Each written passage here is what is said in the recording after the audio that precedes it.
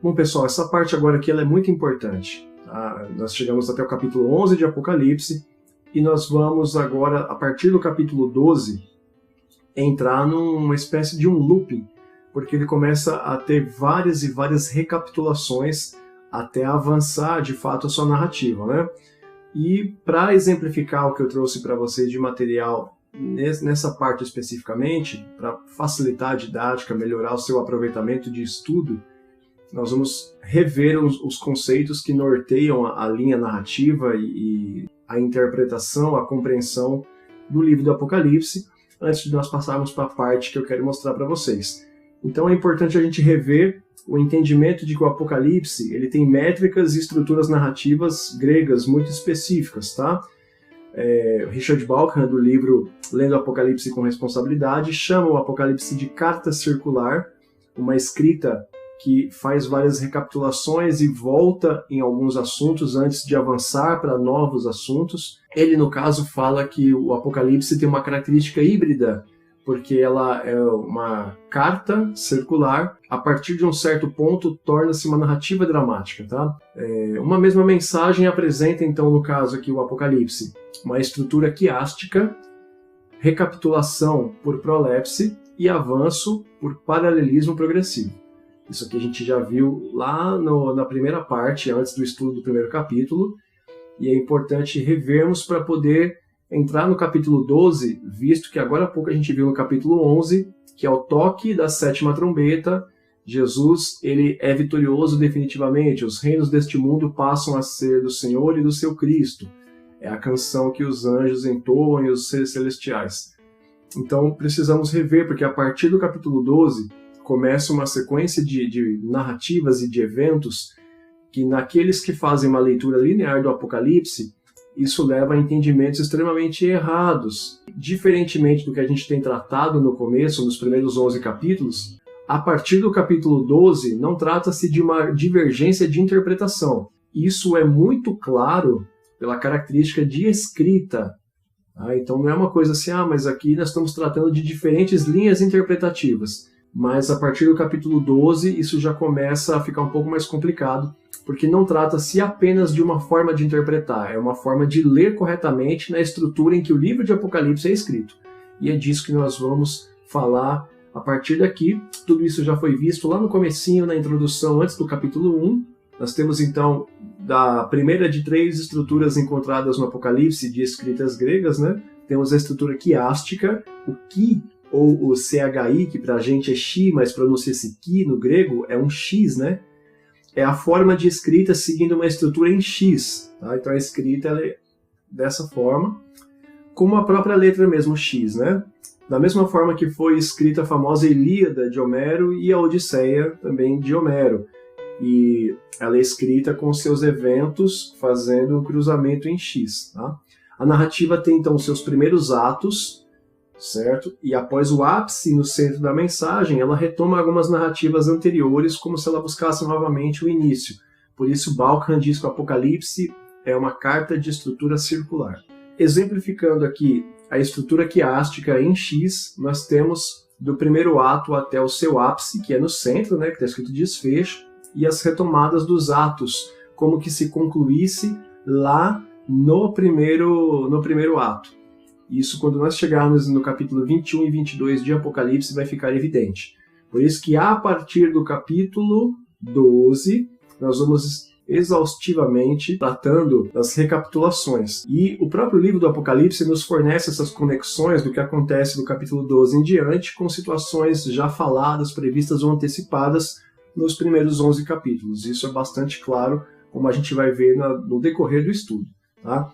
Aqui, então, nós temos a estrutura quiástica, escrita em X. É a mesma estrutura encontrada na Ilíada de Homero, na Odisseia de Homero, entre outras escritas dramáticas gregas clássicas. Tá?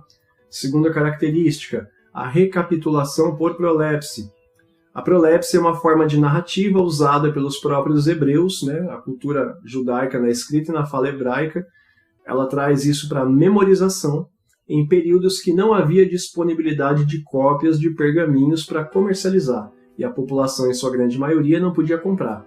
Então, numa época que o pergaminho era muito caro, o bico de pena era muito caro, a tinta era muito cara, os hebreus, né, o povo hebreu, tinha que desenvolver ali grandes técnicas para memorização de tudo que eles ouviam. Os exemplos que eu costumo dar, Salmo 1, que fala, né, bem-aventurado o homem que não anda segundo o conselho dos ímpios, não se detém no caminho dos pecadores, nem se assenta na roda dos escarnecedores.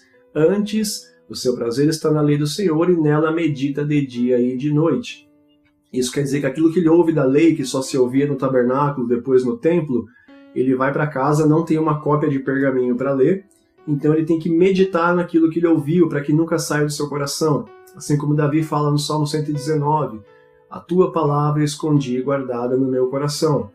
Tem uma referência a, assim como guardaste a palavra da minha paciência, eu também guardarei da hora da tribulação, que nós já insistentemente falamos nesses primeiros 11 capítulos. A forma de poesia hebraica, pela repetição e a ênfase em certos substantivos, faz com que a pessoa memorize. Você vai ter também, por exemplo, no Salmo 119, lâmpada para os meus pés e luz para o meu caminho é a tua palavra. Lâmpada para os pés ilumina onde você vai pisar. Luz para o meu caminho ilumina onde vai pisar. A mesma coisa. Entre alguns outros exemplos que ao longo do estudo eu tenho trazido, que fica muito claro no Apocalipse, essa repetição de frases já usadas tanto dentro do próprio Apocalipse quanto no Antigo Testamento. O Apocalipse, ele é a revelação, ele vem para explicar. A intenção dele não é confundir, mas é trazer à luz tudo aquilo que foi profetizado, ou os enigmas que foram deixados em aberto ou selados no livro para que não tivessem acesso ao conteúdo no Antigo Testamento até aqui no Apocalipse. Tá? Então, ainda sobre a recapitulação por prolepse, trata-se então de narrar o evento principal de forma ampla, resumida e objetiva. Em seguida, você retoma o evento, entrando em maiores detalhes e com mais informações. Tá? E aí você avança um pouquinho, retoma, explica, avança mais um pouquinho. Essa é uma recapitulação por prolepse. Muitos exemplos na escrita hebraica, como a gente tem falado, né? Nesse caso, tratava-se de um judeu que pensava e escrevia nativamente em hebraico, no caso João, o escritor do Apocalipse, e precisava expressar em uma construção grega sem perder a essência hebraica.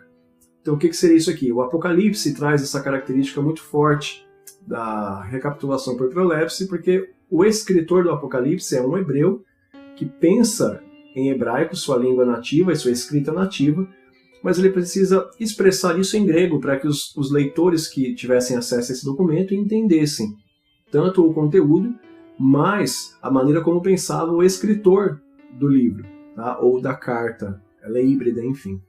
Certo? E aí nós temos, por fim, avanço por paralelismo progressivo. Talvez seja a característica mais forte do Apocalipse, é o que aparece em maior quantidade de vezes. Essa estrutura consiste em avançar gradativamente, porém, em momentos oportunos, interromper o avanço para retomar narrativas anteriores e contá-las com detalhes ou perspectivas diferentes. No caso da escrita hebraica, um exemplo muito bom disso é Gênesis, capítulo 1 e capítulo 2. Você tem, no princípio criou Deus os céus e a terra, ponto, tudo está criado. A partir do verso 2 tem a narrativa dos 7 dias, que termina lá nos primeiros versículos do capítulo 2, quando a narrativa é retomada e Deus entra com mais detalhes acerca da criação, por exemplo, do jardim, do homem, da mulher. Então isso é uma recapitulação, só que é um avanço em paralelismo progressivo, porque ele vai avançando, fazendo paralelos com a própria narrativa, retornando de um certo ponto e caminhando mais um pouco para frente. Isso é bastante comum, e isso é o que aparece em maior quantidade de vezes. Essa estrutura é a mais presente no livro do Apocalipse. Fica claro quando você tem, por exemplo, Jesus glorificado no capítulo 1, conforme nós já vimos, Jesus como cordeiro degolado no capítulo 5, o leão da tribo de Judá, ainda no capítulo 5, e aí, olha só, ele é vitorioso e governador de toda a terra no capítulo 11. Então você vê aqui, você tem Jesus glorificado, porque ele vence a morte, ele ressuscita, sobe ao céu, está glorificado. Aí no capítulo 5 você tem o leão da tribo de Judá, o cordeiro degolado, que acaba de ser morto e entrega a sua vida por toda a humanidade. Ou seja, pré-glorificação. E aí no capítulo 11 você vai construindo essa subida do capítulo 5, né? Aberturas dos selos, trombetas. No capítulo 11, você tem Jesus sendo governador de toda a terra juntamente com Deus. Os reinos deste mundo passam para Deus e para o seu Cristo, vitorioso. Aí o que a gente vai avançar o nosso estudo em seguida, no capítulo 12, você tem Jesus novamente nascendo e sendo arrebatado para o céu. É anterior à narrativa do capítulo 1. E aí você depois tem novamente o Cordeiro, ele aparece como um Cordeiro, né, com 144 mil no capítulo 14. Então você tem recapitulações que são importantes de nós entendermos. E o esquema que eu vou te mostrar a seguir vai trazer isso para você, porque visualmente talvez facilite a sua didática e o seu entendimento do mapa mental, por assim dizer. Para entender essa estrutura de prolepse, paralelismo progressivo, estrutura quiástica, nós vamos começar a visualizar esse esquema todo a partir do gráfico montado com a sequência dos eventos. Tá? Aqui ele não está em ordem cronológica dos acontecimentos, ele está seguindo a ordem dos capítulos, mas vai posicionar esses capítulos dentro da sequência lógica da história sendo contada. Então, veja que, por exemplo, você tem aí o capítulo 1, tá? Aí aqui no capítulo 1, você tem Cristo glorificado entre os castiçais. É dessa forma que Cristo aparece no capítulo 1, quando João começa a escrever a carta, e aí Cristo se revela a ele, e Cristo começa a dizer, eu sou o Alfa e o Ômega, o princípio e o fim, e João começa a narrar, ele tinha face resplandecente como o sol, pés como latão reluzente, e os cabelos brancos como a neve, os olhos como chamas de fogo. Cristo está glorificado em meio aos castiçais, que são as igrejas. E aí, em sequência da igreja, você vê que aqui, ó, Cristo permanece glorificado todo o tempo. E aí, em sequência, abaixo, nós temos o capítulo 2, na linha de baixo aqui, e o capítulo 3. Esses dois capítulos são os capítulos das cartas sendo escritas para as 7 igrejas da Ásia. E aí nós já falamos sobre a questão da plenitude das 7 igrejas. Tá? Essas igrejas especificamente representam a plenitude de todas as igrejas de todos os tempos. Até porque vale ressaltar, se a intenção fosse que as advertências, as instruções ou até mesmo o encorajamento e as premiações fossem única e exclusivamente para essas 7 igrejas, por que Deus não faria alertas, orientações ou até mesmo repreensões a igrejas até mais importantes, como por exemplo a igreja de Roma, a igreja de Corinto, de Colosso, de Filipo, a igreja de Tessalônica? Então veja que essas igrejas que são extremamente importantes, elas acabam ficando de fora. Se você considerar que Deus tinha um propósito específico de orientar e exortar as 7 igrejas da Ásia. É uma representatividade. Primeiro porque essas 7 igrejas da Ásia eram as mais próximas da ilha de Patmos, onde João estava escrevendo e enviando essas cartas. Então você já tinha uma questão de logística. E são igrejas que você lê do capítulo 2 e 3, elas têm diferentes virtudes, diferentes defeitos, diferentes promessas, diferentes recompensas, igrejas que não têm advertência nenhuma, igrejas que não têm elogio nenhum, porque elas representam a totalidade da igreja como um todo ao longo de todo o tempo, com todo tipo de defeitos, com todo tipo de qualidades, mas todas elas têm algo em comum. Há uma promessa e uma recompensa, e ao que vencer, darei isso, farei aquilo, estará comigo em tal lugar. Isso é o ponto comum. Evidente que você tem Cristo se apresentando a todas elas de início. Escreve a igreja de Filadélfia, eu sou tal, tal, tal. Escreve a igreja de Esmirna, aqui quem fala é tal, tal, tal. E aí você tem toda uma estrutura que nós já falamos das cartas. Você tem ali ao que vencer e uma recompensa. E no final de cada carta para cada uma dessas 7 igrejas, tem um alerta para todas as outras, independente de terem sido nominadas. Aquele que tem ouvidos, ouça o que o Espírito diz às igrejas no plural. Então, por exemplo, na carta escrita para Tiatira, você termina a carta com uma recomendação. Aquele que tem ouvidos, ouça o que o Espírito diz às igrejas. E é sabido que nessas cidades, especificamente das 7 cartas, era uma igreja por cidade. Então não dá para dizer, não, é para a cidade de Tiatira e as igrejas que tinham ali. Não, era uma igreja por cidade nessa época da perseguição especificamente. Lembrando que o contexto que está por trás desse período, nós estudamos nos primeiros capítulos, que nós entendemos que era o imperador Domiciano nessa época, que era o ano entre 95 e 96 depois de Cristo, quando é escrito o Apocalipse. João, nós entendemos que é o apóstolo, que está exilado na ilha de Patmos, escrevendo cartas e principalmente o Apocalipse para o povo que ainda estava em Jerusalém, espalhado pelas igrejas da Ásia e até mesmo em Roma. Os cristãos que estavam nessas regiões precisavam receber alguma orientação, alguma informação acerca de como estavam os líderes da igreja. Cristo, ali no ano 30 aproximadamente, ano 30, 31, ou 29 e 30, Cristo tinha sido assunto aos céus. Ressuscitou e subiu aos céus. Desde então ninguém mais viu Cristo, ninguém mais ouviu falar de Cristo, a igreja permanece em perseguição, né? Os gentios agora estão aderindo ao evangelho, né? A partir ali de aproximadamente 3 anos e meio, depois que Cristo ele foi morto e ressuscitado. Quando Paulo inicia seu ministério como apóstolo dos gentios, povos de outras nações começam a receber a Cristo e ao evangelho.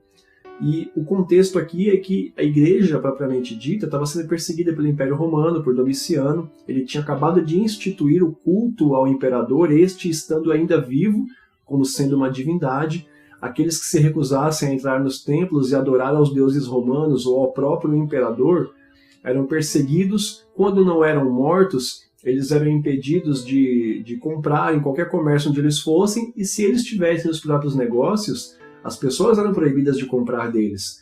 Quando nós chegarmos no capítulo 13, isso vai ficar mais evidente quando tem aquela questão de não podiam comprar, não podiam vender. E nós vimos também o selo que tem a inflação dos recursos, né? 1 quilo de trigo por 1 denário, e a gente tratou sobre isso nos selos, principalmente o selo do Cavaleiro do Apocalipse referente à fome. Então nós vamos chegar nesse ponto aqui. E tudo isso aqui é importante nós estarmos sempre lembrando desse contexto em que é escrito o Apocalipse, para entendermos o porquê que tem recapitulações. Veja que então aqui nós temos capítulo 2 e 3, eles estão na cor laranja, que aqui eu representei aqui o laranja por período da igreja perseguida, tá? A partir de Cristo, né, sua morte e ressurreição e em diante. Porque é quando Cristo não está mais ali, que aí os conflitos eles entram no ápice. A revolta judaica contra Roma, por exemplo, que depois acaba tendo ali a questão de Nero, né, a perseguição no ano 62 ao ano 64, né? Você tem ali as revoltas judaicas contra Roma, que depois você vai ter, depois do ano 64, por exemplo, você tem também no ano 66 uma revolta judaica contra os romanos, que acaba culminando na destruição definitiva do templo no ano 70. Então, em consequência da retirada de Jesus, né, da sua ascensão ao céu, a igreja que ficou, ela é perseguida, e alguns líderes, em especial aqueles que não entenderam o evangelho de Jesus e não o receberam, tentam investir contra Roma, criando conflitos, criando ali lutas armadas com muitas perdas, né, muitas baixas, até que eles começam a incomodar tanto o Império Romano que o general Tito, então, finalmente ele vem e faz uma campanha contra Jerusalém, cercando ela, até conseguir entrar e destruir o templo de Jerusalém. E aí você tem o Forte Massada, que é o último refúgio, que os judeus que ali dentro ficaram refugiados, escondidos dentro do Forte Massada, eles acabam preferindo cair a sua própria espada, para que se os romanos conseguissem subir e invadir o Forte Massada, quando eles entrassem lá, eles viriam o que de fato eles viram, né, que é os judeus já mortos, mas não foram mortos na mão dos romanos. Eu falo sobre isso no meu vídeo da série Arrebatamento, especificamente o episódio sobre a destruição do Templo de Jerusalém no ano 70. Dá uma conferida lá depois que você assistir esse vídeo aqui. Então aqui as cartas às igrejas vão representar as diferentes igrejas no período da Terra, no período em que a igreja existe na Terra, né? Então por isso que você vai ter igreja que suporta a aprovação até a morte, você vai ter igreja que Deus promete que se guardar a palavra da perseverança, Ele vai guardar eles também da grande provação que vai vir sobre todos os que moram na Terra. Você vai ter igreja que não tem advertência nenhuma, você vai ter igreja que não tem elogio nenhum, que inclusive é a última igreja, né? No caso, a igreja de Laodiceia. Então você tem diferentes situações, e todas elas falam sobre o quê? Sobre passar, cada um passa à sua maneira pelo período de provação. Tem aqueles que resistem aos falsos judeus, tem aqueles que têm que conviver na sua cidade com a sinagoga de Satanás, tem aqueles que têm que resistir aos nicolaítas, à doutrina de Balaão, resistir a Jezabel. Cada uma dessas tem o seu simbolismo. Ou seja, cada uma passa pelo período de provação e perseguição à sua maneira. Uns de maneira elogiável, outros com dificuldade, outros de maneira reprovável, mas todos à sua maneira. Então as 7 cartas às igrejas são a totalidade de como a igreja como um todo encara os períodos de perseguição, cada um à sua maneira, com sua característica, com suas qualidades e com seus defeitos. Então nós temos em seguida aí o capítulo 4. Veja então que no capítulo 3, aqui no esquema, a gente desce e retorna bastante aqui na linha de baixo o capítulo 4. Tá? Por quê? Aqui começa a ficar evidente o paralelismo progressivo, né?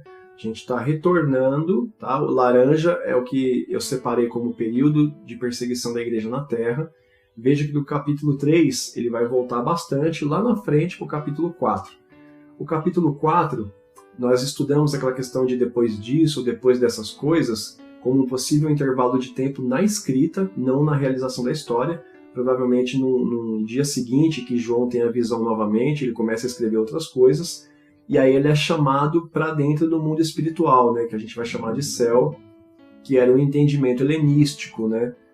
E ele começa a ter as visões agora do que acontece após morte e ressurreição e ascensão de Jesus. Por quê? Porque um dos objetivos da carta do Apocalipse é dizer para aqueles que estavam aguardando as promessas de Jesus o que acontece por trás das cortinas daquilo que eles não estão vendo no mundo físico, no mundo terreno. Então, é interessante como que João ele tem a visão do trono de Deus, e ele vê Deus glorificado com vários aspectos ali, como o arco celeste, como o mar de vidro, os incensos, os 7 Espíritos de Deus, né, indicando a onipresença de Deus, ou seja, Deus está presente em todos os lugares, Deus está vendo a todos que moram na terra. Você tem ali toda a representação do trono de Deus, que nós já falamos. E aí, em seguida, o capítulo 5, João, ele prostrado ali, né, com a cabeça baixa, um dos seres fala, né, não chore, porque ele olha e vê o livro e não há ninguém digno de abrir o livro que está selado com 7 selos, e tinha conteúdo escrito por dentro e por fora. A gente já entendeu no estudo que esse livro é aquele mesmo selado em Ezequiel, é a visão que é selada, né, de Daniel, a visão selada que Daniel tem, ela é selada no conteúdo, que é o mesmo livro de Ezequiel, que tem visões e é selado. E esse livro está selado aqui e não há quem possa abrir os selos. Então João se entristece muito. E aí o ser vivente fala para ele, fala, não se entristeça. Eis aqui o leão da tribo de Judá, lembrando da promessa à linhagem de Judá feita lá no Antigo Testamento. Aí nós falamos sobre o acampamento de Israel, a posição das tribos, e que a tribo de Judá com o estandarte do leão ficava ao leste, que é quando o sol se põe e o sol entra dentro do tabernáculo, e é o sol da justiça, o leão da tribo de Judá. Falamos sobre tudo isso já, mas quando ele olha para a direção do trono, ele não vê o leão anunciado pelo ser vivente, ele vê um cordeiro como se tivesse sido morto. Ou seja, Cristo, que foi morto pelos pecados da humanidade, naquele momento João ele olha, ele só vê Deus no trono. Quando ele se entristece com a questão do livro, ele não tinha visto o cordeiro ali. Então, quando ele olha novamente, que o ser vivente manda ele olhar, ele vê o cordeiro. Então, ele vê o momento de Cristo chegando no mundo espiritual como um cordeiro morto. A expiação de Jesus foi aceita e considerada suficiente. E ali você tem a glorificação do cordeiro e ele é achado digno de desatar os selos. E aí, o capítulo 6... 7 e 8, que vem na sequência aqui, que nós estamos verificando no esquema, esses capítulos são a abertura dos selos. E nós estudamos aqui e nós aprendemos que o selo ele é uma concessão, ele é dado para alguém, enviado por alguém, um conteúdo ou uma posse, e só o destinatário tem o direito de abrir e ter acesso ao conteúdo ou à posse contida naquele pergaminho. E aí nós aprendemos que, pelo sacrifício de Cristo, ele foi achado digno de abrir os selos e ser dono do conteúdo daquele livro selado com 7 selos. E aí o que nós aprendemos aqui, que é muito importante, é que conforme o cordeiro abria os selos, ele tinha acesso aos conteúdos, no mundo espiritual iam acontecendo fatos que eram concessões dadas ao cordeiro. Ele passava a ser dono daqueles eventos quando eles ocorressem no mundo físico. Então, os primeiros 4 selos que são abertos são os 4 cavaleiros do Apocalipse. Não quer dizer que o Cordeiro é causador disso, até porque a abertura dos selos ela não tem nenhum tipo de efeito na Terra. Conforme o selo é aberto, não aconteciam coisas na Terra. O que acontecia na abertura dos selos era a concessão que era dada ao Cordeiro. Então, por exemplo, quando ele abre o primeiro selo e aí vê um cavaleiro com um cavalo branco, que nós entendemos aqui, estudamos, aprendemos que é o anticristo, ou a ação, né, o espírito do anticristo que já age desde os tempos de Jesus até hoje, o Cordeiro não é o causador do anticristo, e o Cordeiro não é aquele que envia o anticristo para agir na Terra. E o Cordeiro passa a ser o dono de toda a situação. Então o anticristo ele atua sim, mas o Cordeiro tem o controle de todas as coisas. O limite do anticristo atuar é aquilo que é permitido pelo Cordeiro. Tá? É mais ou menos a alusão que a gente faz no livro de Jó. Quando Deus permite que Satanás ele tenha algumas atitudes em relação a Jó e a sua família, Deus não é o causador.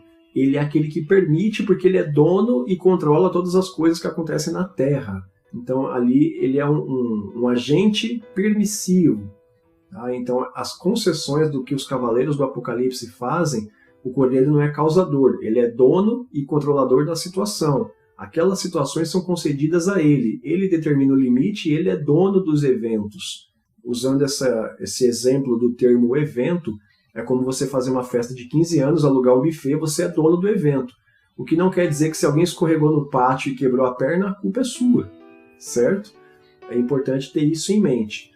E aí, no capítulo 7, nós temos a situação dos 144 mil selados.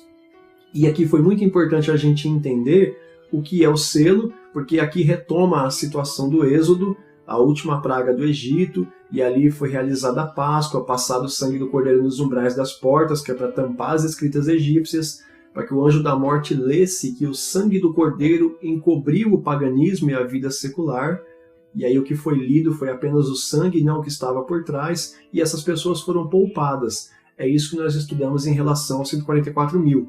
É falado das 12 tribos de Israel, e um detalhe importante que nós estudamos aqui é que essas 12 tribos que são mostradas no Apocalipse são diferentes, por exemplo, das que nós vimos lá em Gênesis, ainda no finalzinho do capítulo, e das tribos quando é nomeado ali os terrenos em Ezequiel também. É importante a gente saber qual tribo entrou, qual saiu, por qual razão. É muito importante isso, tá? Depois, se você tiver a oportunidade de assistir novamente esse capítulo 7 em específico, dê mais atenção para ele, porque é ele quem vai nortear todo o Apocalipse de uma forma geral. Porque quando a gente entrar, por exemplo, em assuntos como a marca da besta, você precisa entender muito bem essa questão dos 144 mil selados, que tipo de selo é, o que ele faz, para entender a marca da besta, que é um selo que vem tentar copiar esse de uma certa forma. Então é muito importante isso. Então, ó, veja, capítulo 1, Cristo é glorificado. Aí ele manda escrever cartas para as igrejas, preparando elas para diferentes momentos de perseguição na Terra. E aí em seguida João é chamado no mundo espiritual para conhecer a história que aconteceu onde o mundo físico não podia saber o que estava acontecendo.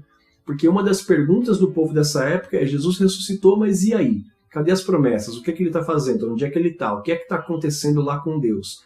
Do capítulo 4 até o capítulo 8 especificamente, onde não tem interferência na Terra o que está acontecendo no mundo espiritual, você tem essas explicações. Tá? O capítulo 8, então, é o 7º selo, a abertura do 7º selo. Nós estudamos aí o selo de número 5, e de número 6 e de número 7, que são concessões igualmente importantes, né? As potências dos céus, o controle sobre o Sol, a Lua e as estrelas, entre outras situações que você precisa depois voltar e ler isso com atenção, anotar na sua Bíblia, mas só para você entender. Tudo que está em azul aqui, então, é porque assim, João é chamado no céu. Nós estudamos que céu é mundo espiritual. Então veja, de Cristo glorificado, aí você desce capítulo 2 e 3, escreve cartas preparando a igreja para se manter firme no tempo de perseguição, e com certeza posteriormente, né, as igrejas que estivessem passando ainda por diferentes tipos de perseguições se amparassem nas mensagens e nas promessas dessas cartas. E aí depois, Deus ele chama João e agora fala: ó, vem cá que eu vou te explicar não com essas palavras, né? Mas vou te mostrar como é que as coisas funcionam aqui no mundo espiritual. E aí João vê a visão do trono de Deus para saber Deus quem é, e a glorificação, né? Tem toda uma razão do trono ser daquele jeito. A gente fala bem sobre isso no capítulo 4. Aí você vê o Cordeiro chegando no céu e sendo recebido e reconhecido como aquele que é digno. Aí é concedido a ele o conteúdo do livro selado com 7 selos. E aí você vê a questão de como que as pessoas são seladas e vencem pelo testemunho de Cristo e o sangue do Cordeiro, que é isso que é dito no capítulo 7. Esse capítulo 7 é fundamental para entender o Apocalipse, tá? Tem gente que vê lá os 144 mil, o selamento do Cordeiro, às vezes não é tão legal quanto, por exemplo, ler sobre Abaddon, Apolion, Armagedon, ler sobre a mulher e o dragão, a marca da besta, e acha esses assuntos mais interessantes e deixa isso aqui de lado. E aí você tem o 7º selo, e a gente aprende que esse 7º selo, ele concede ao Cordeiro agora, né, o direito, né, a ocasião de avisos para a humanidade vir ao arrependimento. E aí o 7º selo, o conteúdo dele são o toque de 7 trombetas. 7 avisos do mundo espiritual para o mundo físico. Agora sim, você vai ver que vai entrar aqui no gráfico, os toques das trombetas, eles estão inseridos, né, aqui na cor laranja, dentro do período de perseguição da igreja a partir da ressurreição de Cristo até os dias de hoje. Porque os toques das trombetas, nós estudamos aqui no capítulo 8, as festas judaicas, o Yom Teruah, o toque das trombetas, que conclamava os homens ao arrependimento, né, de um período de 10 dias, vindo depois disso o Yom Kippur, que é o dia da expiação, o dia da purificação, que nós entendemos aqui no Apocalipse, que o dia do Yom Kippur, a expiação definitiva, é quando Jesus ele vem em razão do arrebatamento, que é a última trombeta tocada da festa das trombetas, e aí ele busca o seu povo que se manteve fiel a ele no testemunho de Cristo e do seu sangue. Então, as trombetas elas conclamam a humanidade ao arrependimento. Muitas delas são direcionadas, inclusive, em aspectos específicos, para o Império Romano para que ele se arrependa. Se você estudar, por exemplo, a questão do exílio de Israel na Babilônia por 70 anos, você vai ver que se você fizer o cálculo do período ali, vai dar 67, porque 3 anos... Você vai voltar, por exemplo, o livro de Jeremias, por exemplo, tem um tempo que é concedido para que a própria Babilônia se arrependa, né? Você vai ver que Deus ele usa Nabucodonosor como jugo sobre Israel, e o capítulo 4 de Daniel, por exemplo, é de autoria de próprio Nabucodonosor, falando da sua experiência com Deus, onde ele termina glorificando a Deus pela experiência que ele teve. Então, da mesma forma, os avisos aqui através das trombetas são direcionados à humanidade para que ela se arrependa antes do Yom Kippur, e você vai ter muitas delas direcionadas especificamente, por exemplo, ao Império Romano. Você vai ver que tem a trombeta aqui especificamente, que nós entendemos que houve um momento na história, né, dos Partas, dos Sassânidas, que eles têm vários e vários conflitos com o Império Romano, são uma grande pedra no sapato deles, um grande exército de cavalaria. Então, isso tem uma conclusão, né, na história, mas nós entendemos que no futuro também o Império Romano, na sua outra representação, também enfrentaria outros impérios que seriam problemáticos para eles, né?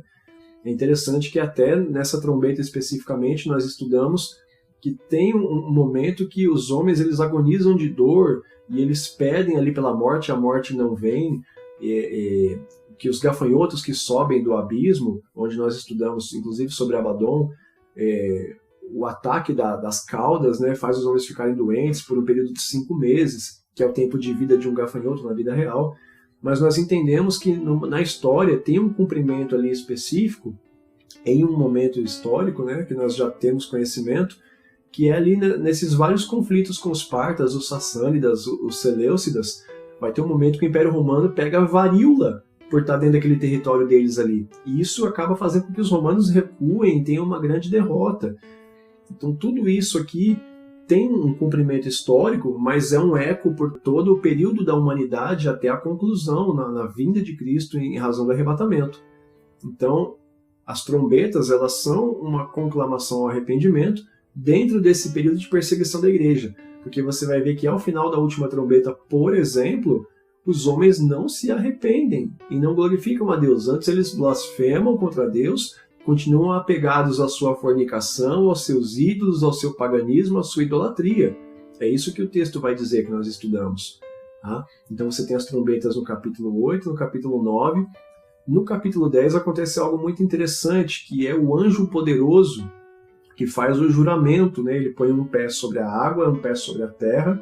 Nós estudamos que isso é uma replicação que os romanos faziam quando desembarcavam em algum território. Eles colocavam o pé na água e na terra e diziam Mare Nostrum, que em latim é o Mare Nosso, que é uma referência ao mar Mediterrâneo, que eles dominavam quase que totalmente, essa região extremamente importante na antiguidade, que era a região do mar Mediterrâneo. O mar Mediterrâneo é o mar entre as terras. Esse é o termo, né, a etimologia da palavra Mediterrâneo, que é terra média, no meio das terras. Tá? Por exemplo, Mesopotâmia é Mesopotamos, que é no meio dos rios, ou entre rios. Então, são detalhes importantes. Por que o anjo faz esse juramento? Ele jura que não haveria mais demora, mas nós estudamos que o termo demora do grego kronos não é em relação a atraso, mas é intervalo de tempo. É uma repetição do que acontece no livro de Daniel, no capítulo 12, quando Daniel vê um ser jurando por aquele que vive para sempre, dizendo, isso é para se cumprir em tempo, tempos e metade de um tempo. Aí essa mesma imagem, essa mesma cena, João vê aqui, onde o anjo poderoso que nós entendemos, aprendemos que é Jesus, jura por aquele que vive para todo sempre que não haveria mais intervalo de tempo. Ou seja, ele faz um juramento lá de que aquele cumprimento era para o futuro, e agora que ele está jurando que se cumpriu, não vai ter mais que esperar tempo nenhum. E isso acontece às vésperas do toque da última trombeta, que é quando Jesus vem. Nós estudamos isso. Por isso que aqui do capítulo 10, nós voltamos um pouquinho aqui para o capítulo 11, para o começo do tempo de perseguição da igreja, que aí, em seguida do juramento, né, que aí o livro foi totalmente aberto, porque foram rompidos os 7 selos. João, então, ele tem que comer aquele livro. Nós estudamos o que quer dizer doce como mel na boca e amargo no ventre, que também está lá em Ezequiel. E aí Deus fala para ele que importa que ele profetize novamente para povos, línguas, nações, tribos e reis. E como é que ele faz isso? João, quando ele volta para Éfeso, ele não sai pregando pelo mundo, mas o conteúdo que ele escreve no Apocalipse circula por todo o mundo até os dias de hoje. Dessa forma ele está profetizando, ele está pregando para todos os povos, nações, tribos e reis, que é o conteúdo do Apocalipse mostrando como que o reino das trevas ele vai ser derrotado, como que Jesus é glorificado em todo o tempo, como que Deus tem controle de todas as coisas sobre a história e na história, para que os homens venham se arrepender, porque mostra principalmente consequência, o que acontece se você não se arrepende e o que acontece se você se mantém fiel, por pior que a situação na Terra esteja. Isso é o que o livro do Apocalipse traz. E aí você tem no capítulo 11, né, logo após essa questão do juramento e comer o livro e tal, Deus ele dá uma vara de medir para João, que é a mesma cena de Ezequiel 40. Ali Ezequiel estava medindo o templo porque de fato haveria uma reconstrução do templo esse que é destruído depois no ano 70. E agora aqui você tem a medida do templo espiritual, porque Deus manda que João meça o templo, o altar, né, que é onde é oferecido o sacrifício, e os que adoram. Então não é uma medida literal, centímetros e metros e nem nada. Mas é para medir, nós aprendemos que o medir aqui é um sinônimo do verbo julgar, avaliar, analisar. Porque como é que você vai medir o templo? Você até consegue, né, medidas, a construção, a planta. O altar também você consegue medir, né, a altura, a largura, a profundidade. Mas como é que você mede as pessoas que adoram? Você tem que pegar todo mundo que adora, descobrir quem é que adora, por que adora, como adora, para saber diferenciar quem é quem, juntar elas e medir a altura delas. Você tem tanto de altura, você tem tanto de altura. Então não é medida literal, é julgamento, é análise. Deus está preparando o quê? Deus está pedindo para julgar, né, para pesar, medir, ver se é suficiente ou se é achado em falta, medir o templo, né, a casa de Deus, que a partir do Novo Testamento, conforme Paulo diz, passa a ser cada um daqueles que recebem o Espírito Santo e são morada do Senhor, templo do Espírito Santo, que é o próprio Deus. Aí pede para medir o altar, né? Onde é que você sacrifica? Qual que é o teu sacrifício vivo? E medir os que adoram. Avaliar a pessoa, julgar o adorador, analisar o adorador. Porque tudo isso é preparado, e aí ele fala para deixar o pátio de fora, porque foi entregue às nações, aos gentios, né? Deus está falando, analisa para mim como é que está Israel, porque agora o plano da graça salvífica através de Jesus vai se estender para os gentios, que é o entendimento que eu tenho da última semana de Daniel, que ela se cumpre imediatamente após a 69, e aí é Jesus, né, como sacrifício suficiente, né, que substitui o cordeiro sacrificial propriamente dito, e aí, depois de 3 anos e meio da morte de Cristo e a ascensão e ressurreição dele, você tem ali a conversão de Cornélio, a sua família, que são gentios, você tem o apedrejamento de Estevão, que é o primeiro mártir, né, após a morte de Jesus, e ali, com a morte de Estevão, dá-se início ao ministério de Paulo, chamado apóstolo dos gentios, porque o foco agora passa a ser você ganhar as nações, porque Israel, na sua maioria, rejeita Cristo, e aí se cumpre aquela palavra, né? Aqueles para quem eu vim me rejeitaram, então eu fui para aqueles que me receberam, né? Que seria os gentios, no caso nós. Então, em seguida da medida do templo, você tem ali as 2 testemunhas, que Deus fala que as suas 2 testemunhas profetizariam por 3 anos e meio, depois seriam mortas e o seu corpo ficaria exposto 3 dias e meio. E aí eu falo sobre essa questão de que esse 3 anos e meio, 1260 dias, tempos, metade de um tempo, uma semana, metade da semana, tudo isso é uma figura de linguagem que quer dizer tempo de perseguição a partir de Daniel capítulo 9. Passa a ser usada essa expressão para dizer a perseguição da igreja, que é todo esse período. Esse é o entendimento que nós temos das semanas de Daniel.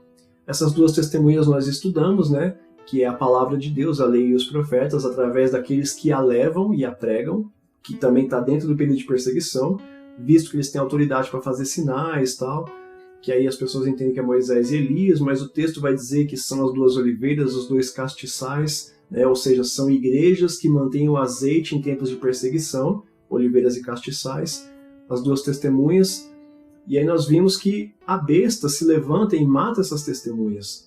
Muitos jogam isso lá para o final dos tempos. Mas a partir do capítulo 12 nós vamos entender quem é a besta, né? E o que seria esse matar a testemunha, que é o martírio pela palavra de Cristo. E o que acontece aqui? Aí nós vamos avançar do tempo de perseguição para a conclusão. Tudo isso aqui é o capítulo 11, entre a trombeta 6 e a trombeta 7. E aí temos aqui na conclusão do capítulo 11, a 7ª trombeta é tocada, e aí os seres celestiais, né, cantam, né, os reinos deste mundo passaram para Deus e para o seu Cristo, e ele regerá as nações com vara de ferro. Isso se repete depois no capítulo 12, enfim. Cristo, então, de fato, vence, e nós estudamos aqui especificamente porque que nós entendemos que essa 7ª trombeta, ela é a trombeta do arrebatamento a qual Paulo se refere, que está lá em Isaías, a qual Jesus se refere, né? Paulo fala sobre isso para Coríntio, para Tessalônica. Nós entendemos o porquê que essa trombeta é de fato a volta de Jesus, nós estudamos isso, então é importante você ter isso recapitulado. E aí por que no capítulo 11 Jesus vence e ainda está na metade do livro? Tá? Essa recapitulação é importante, porque do capítulo 11, quando nós formos para o 12, ele vai voltar aqui atrás. Ó, essa parte que está em preto é a segunda metade do livro, que nós vamos começar a estudar, então esse conteúdo não está acessível agora, mas você vai ver que tem eventos que vão retornar para essas partes. Tá? Então, recapitulando aqui, nós temos Cristo glorificado, né? E Cristo está glorificado desde que ele é entregue como sacrifício, ele é vencedor e assim será eternamente até o para sempre. Né? Tanto que em cima o amarelo vai estar até o final de toda a linha cronológica. Capítulo 2 e 3, as cartas para as igrejas. Você vai ter o período de perseguição da igreja e o encorajamento e instrução para passar por esse período. Aqui estou falando de período de perseguição, tá? Não é tribulação, é a perseguição desde que a igreja existe como igreja. Bom? E por que no capítulo 4, João ele é convidado para o mundo espiritual e ele sobe lá, né, no que chama de céu, para ter a visão de como as coisas acontecem nos bastidores. Né? E aí ele tem a visão do trono de Deus, Jesus glorificado, né, o leão da tribo de Judá, que era o cordeiro, aí sendo dada a autoridade e o poder para Jesus, né, que o cordeiro ele é visto com 7 olhos e 7 chifres, que é a onisciência e a omnipotência, aliados à omnipresença, que são 7 Espíritos de Deus na frente do trono. Jesus agora é um com o Pai, e aí é concedido a ele o conteúdo dos 7 selos. Tudo isso aqui é a glorificação no mundo espiritual. E aí, a partir do toque das trombetas, que são avisos para os homens, você tem então as trombetas no mundo espiritual já interferindo no mundo físico de fato. Nós entendemos que os selos não interferem no mundo físico, eles são concessões realizadas no mundo espiritual, no plano espiritual. E aí, finalmente, as trombetas, sim, são avisos para conclamar a humanidade ao arrependimento, até a gente chegar, de fato, no toque da última trombeta. Só que essa trombeta já não é mais um aviso para que os homens se arrependam, mas aí já é um toque para a igreja ser avisada de que chegou a hora dela estar com Jesus nos ares, e para os homens resta o lamento. Visto que Jesus fala, né, que quando as nações virem o Filho do Homem vindo no céu sobre as nuvens, as nações verão e se lamentarão. Não atenderam os recados das 6 trombetas primeiras, que são os eventos ao longo da história da humanidade, não são específicos nesse momento que eles acontecem. Por mais que todos eles tenham um cumprimento histórico em algum momento, cada geração tem o seu cumprimento. É como um pai que tem um filho lá com 20 anos de idade e tem o primeiro filho. Ele vai dar uma educação. Se depois ele tiver um filho com 40 anos de idade, por exemplo, por mais que ele esteja mais velho, aquela educação que ele deu para o filho lá 20 anos atrás, ele vai dar de novo aqui para criar. Porque aquele método de ensino, de aviso, de aprendizado, de instrução, de orientação, ele é imutável junto com aquele que educa, por mais que as gerações não sejam as mesmas. Tá? Então, os toques das trombetas que serviram para os contemporâneos de Jesus se arrastam ao longo de toda a humanidade até os nossos dias. Tá? E a gente também entendeu e aprendeu, muito importante, o toque de uma trombeta não anula o acontecimento da trombeta anterior. Se a primeira trombeta toca e dá um aviso, quando a segunda toca, a primeira não deixou de valer, ela continua avisando ao longo das eras. Elas são reveladas uma de cada vez, mas uma não sobrepõe e não interrompe a anterior. A única trombeta que resta é a 7ª, que é a volta de Jesus. Essa vai ser definitiva para os homens, porque não haverá mais tempo de arrependimento. Tá? Que é por isso que a gente entende, por exemplo, na linha pós-tribulacionista, que a pré-tribulacionista, o povo ainda tem tempo de se arrepender depois que Jesus não está mais aqui. Sendo que a parábola das 10 virgens fala que após o noivo chegar e a porta se fechar, as virgens loucas até conseguiram azeite na meia-noite, mas quando chegaram na porta não dava mais tempo. Então não tem arrependimento, não tem chance de salvação depois que Cristo busca a sua igreja. Tá? Isso a gente vai aprofundar mais nos capítulos que vêm a seguir. Mas é isso. No final do capítulo 11 você tem de fato aqui a 7ª trombeta, né? Os reinos deste mundo passam a ser do Senhor e do seu Cristo. Se passam a ser dele, pertencem agora a ele. Nós entendemos como arrebatamento, pelas razões que são apresentadas no capítulo e os vários versículos. Mas se Jesus vence aqui, por que ainda acontece tanta coisa? Tem mais 11 capítulos para dizer. Porque nós temos recapitulações que vão avançar, né, até quando tem os juízos, o milênio, a vitória definitiva, o julgamento do trono branco, essa coisa toda. Mas é importante entender. E espero que até aqui você esteja tendo um bom proveito de estudo. Espero que esse mapeamento do capítulo 1 ao capítulo 11 te ajude, seja bênção para a sua vida e melhore o seu aproveitamento da didática até aqui e principalmente para te dar uma boa base para seguir adiante. Tá bom? Isso dito, vamos seguir com o nosso estudo a partir do capítulo 12, que é bastante interessante também.